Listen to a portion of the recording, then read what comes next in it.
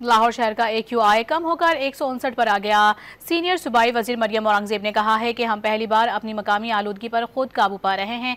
Senior सूबाई वजीर ने कहा कि शहर में भारत से आने वाली आलूदा हवाएं दाखिल नहीं हो रही। मकामी आलूदगी में कमी की असल वजह वजीर आला मरियम नवाज के एक्शन प्लान हैं।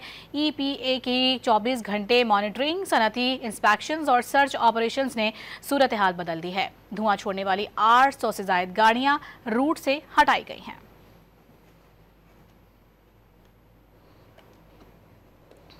लाहौर शहर का AQI कम होकर 159 पर आ गया। सीनियर सूबाई वजीर मरियम औरंगजेब ने कहा है कि हम पहली बार अपनी मकामी आलूदगी पर खुद काबू पा रहे हैं। सीनियर सूबाई वजीर ने कहा कि शहर में भारत से आने वाली आलूदा हवाएं दाखिल नहीं हो रही। मकामी आलूदगी में कमी की असल वजह वजीर आला मरियम नवाज के एक्शन प्लान हैं। EPA की 24 घंटे मॉनिटरिंग, सनती इंस्पेक्शन और सर्च ऑपरेशन ने सूरत हाल बदल दी है। धुआं छोड़ने वाली 800 से ज्यादा गाड़ियां रूट से हटाई गई हैं।